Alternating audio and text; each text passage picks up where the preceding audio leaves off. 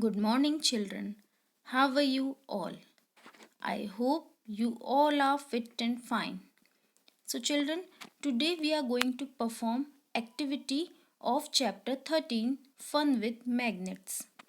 Children, this is our first activity in which we have to prove that to separate magnetic substances from non magnetic substances.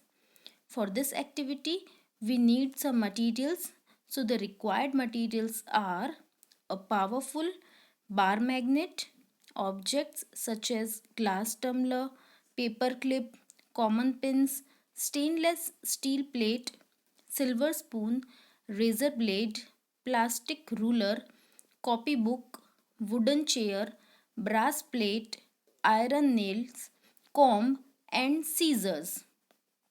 So, children, for this activity, first we should perform that to touch each of the substances named above with a powerful magnet, find out which of the substances stick to the magnet and which do not.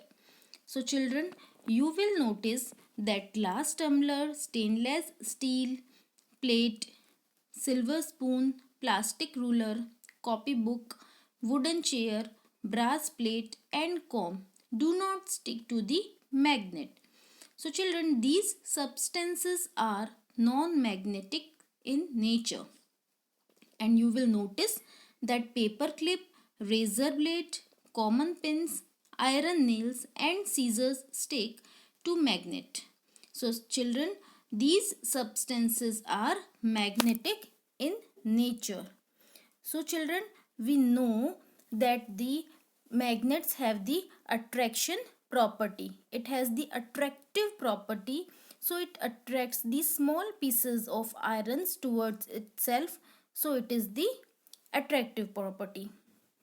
And we already studied about the magnetic substances, that the substances which are strongly attracted by a magnet or can be converted into a magnet artificially are called the magnetic substances.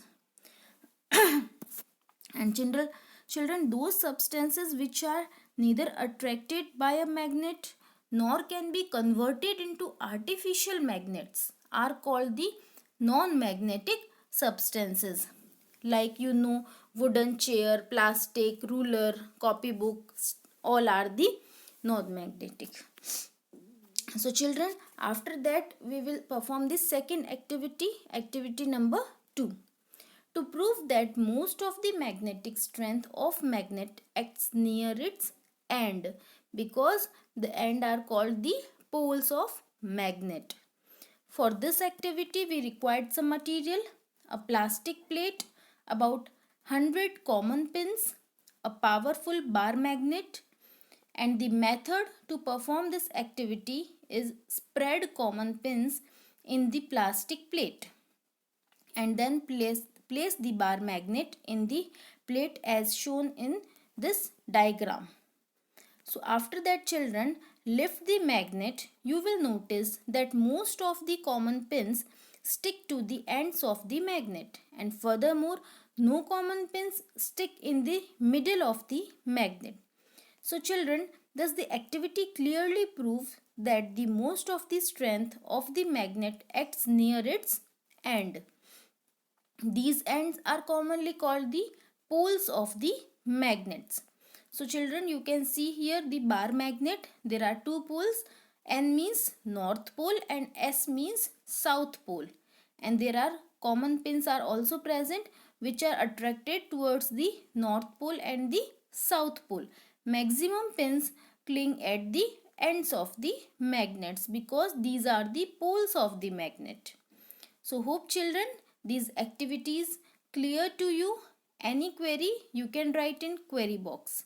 And children, today is your homework to read activity number 1 and activity number 2. Okay, thank you children.